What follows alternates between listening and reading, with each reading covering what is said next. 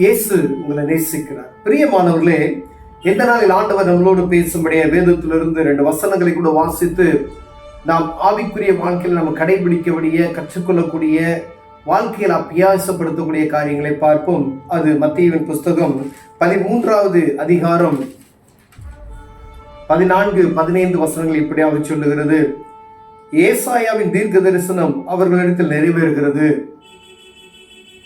அதாவது, காதார கேட்டும் உணராதிருப்பீர்கள், கண்ணார கண்டும் அறியாதிருப்பீர்கள்.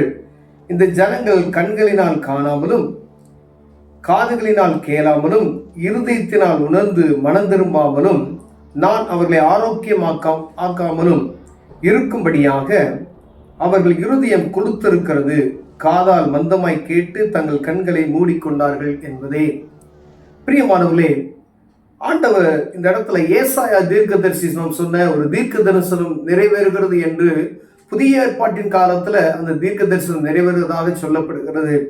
பாருங்க, எங்கும் சுவிசேஷமயம் அநேக ஜனங்களுக்கு ஆண்டவருடைய சத்தியத்தை அறிந்து அவர்கள் சத்தியத்தை ஏற்றுக்கொண்டவர்கள் போல இருக்கிறதை ஆண்டவர் அந்த இடத்துல பாருங்க, கண்ணார் இந்த ஜனங்கள் கண்களினால் காணாமலும், காதுகளினால் கேளாமலும், இருதயத்தில் உணர்ந்து மனம் திரும்பாமலும், நான் அவர்களை ஆரோக்கியமாக்காமலும் இருக்கும்படியாக, கண்ணால பார்த்தும் பார்க்காதது போல, காதால கேட்டும் கேட்காதது போல, தன் இதயத்தில் உணர்ந்து உணராதவர்களை போல இருக்கிறார்கள்.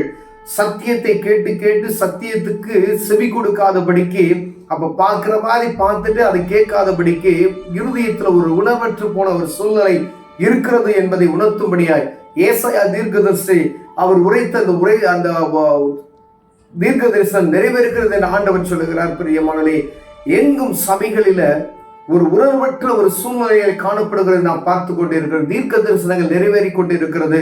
சபைகள்ல ஒரு பக்கம் சபைகள்ல ஆவிக்குரிய எழுப்புதலுக்காய் போராடி கொண்டிருக்கிறார்கள். ஒரு பக்கம் சபைகள்ல மந்த புத்தியாய் இருக்கிறதை நாம் பார்க்க முடிகிறது. சத்தியத்திற்கு விலகி ஓடுகிற ஜனங்கள், சத்தியத்தை கேளாதபடிக்கு கடிந்து கொள்ளும் பொழுது கோபப்படக்கூடிய ஜனங்களை நாம் பார்க்க முடிகிறது. பிரியமானவர்களே, அநேக நேரங்கள்ல சபைகள்ல ஆண்டவருடைய சத்தத்தையோ ஆண்டவருடைய வார்த்தைகளோ கேட்க முடியல. கொஞ்ச நேரம் அதிகமாயிருச்சுன்னா கோபப்படக்கூடிய நேரங்கள். ஏன்னா அந்த கமிட்டி மெம்பர்ஸ், அவங்களை சூழ்ந்து இருக்கிறவர்கள், அந்த உயர்ந்த பதவியில் இருக்கிறவர்கள் என்ன செய்யறாங்க, அப்படிப்பட்ட ஆட்களை நீங்க என்ன செய்யுங்க, சத்தியம் பேசுகிறவர்களுக்கு அவர்களுக்கு வாய்ப்பு கொடுக்காதபடி தள்ள தட்டுகிற காரியங்களை பார்க்க முடிகிறது. பிரியமானவர்களே, இப்ப ஜனங்களை ஒரு கட்டுக்கோப்புக்குள் இப்படிதான் வைக்க வேண்டும் என்கிற ஒரு மன இறுதியத்தை அவர்கள் இருந்து விட்டார்கள். அதான் ஏசாயா தீர்க்கதரிசி சொல்லுகிறார். அவங்க கண்ணால கண்ணு கேட்காதது போல இருக்கிறாங்க, அவங்க பார்த்தும் பார்க்காதது போல இருக்கிறாங்க, கேட்டு கேட்காதது போல இருக்கு. ஆனா இருதயத்துல கண் அறிந்தும் அதை உணராத போல இருக்கிறார்கள். பாருங்க, அதாவது அவர்களிடத்தில் நிறைவேறுகிறது.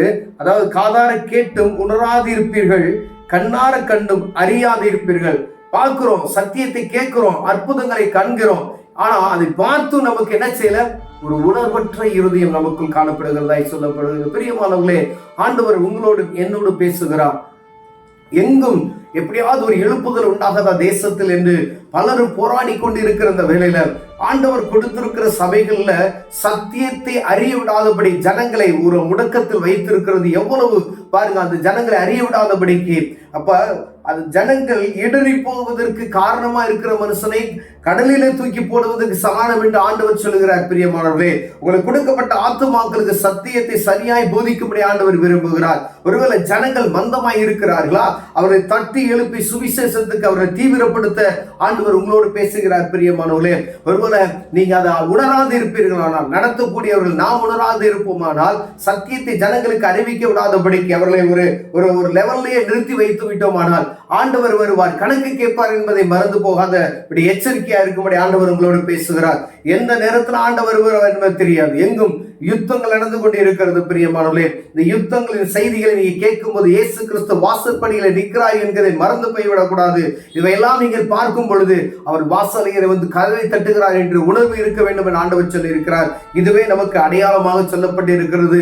இந்த அடையாளத்தை நாம் மறந்து போய் எப்பயும் அதே அந்த நோவாவின் காலத்தில் நடக்கப்பட்ட காரியம் போலே மனுஷகுமாரன் காலத்தில் நடக்கப்படும் என்ற அந்த வார்த்தையை மறந்து போய் இருப்போமையானால் வேலை இந்த நேரத்தில் ஆண்டவருடைய வருகை வரும் என்று சொல்லப்படியாது. பிரியமானவர்களே, சத்தியத்துக்கு செவி கொடுக்கிறவர்களாய் இருதயத்தில் உணர்ந்தவர்களாய் காணப்படுவோமே. ஆனால் ஆண்டவர் நம்மை ஆசீர்வதித்து அந்த பரம ராஜ்யத்துக்கு அழைத்து கொண்டு செல்ல வல்லமையுள்ளவராய் இருக்கிறார். பிரியமான, ஒருவேளை நம்ம முன்னும் உணராதவராய் தீர்க்க தரிசனம் நிறைவேறிவிட்டது. ஆனால் தீர்க்க தரிசனத்தை நிறைவேறி கொண்டு இருக்கிற இந்த வேலையில ஆண்டவருக்கு செவி கொடுக்கிற இருதயத்தை நாம் உருவாக்கி கொண்டோமானால் ஆண்டவர் அந்த பாதாளத்துக்கு நம்மை தப்பி பரலோக ராஜ்யத்துக்கு நம்மை அழைத்து கொண்டு சில வல்லமையுள்ளவராய் இருக்கிறார். பிரியமான, ஒருவேளை நம்ம பார்க்கிறோம் ஆண்டவர் அற்புதம் செய்கிறார், கண்ணார பார்த்துட்டு என்ன செய்யறோம், அப்படியே போயிடுறோம். ஆண்டவருடைய சத்தியத்தை கேட்கிறோம், இதுதான் சத்தியம், என்னோட பேசுகிறார் என்று சொல்லுகிறோம், என்ன காதலை கேட்கிறோம். ஆனா ஒரு குறிப்பிட்ட நேரத்துக்கு வெளியே சர்ச்சை விட்டு வெளியே போயிட்டா அப்படியே அதை மறந்து போகிறோம். பிரியமானவர்களே, உணர்வுள்ள இறுதியை ஆண்டவர் கொடுக்கிறார், பேசிக்கொண்டு இருக்கிறார். ஆண்டவருடைய ஒவ்வொரு வாரமும் உங்களோடு பேசுகிறார். நீங்க டிவியை பார்த்தீங்கன்னா ஆண்டவர் உங்களோடு பேசுகிறார், மொபைல் போன் எடுத்தீங்கன்னா ஆண்டவர் உங்களோடு பேசுகிறார். ஆனா அந்த உணர்வுள்ள இருதயம் எங்கே போச்சு?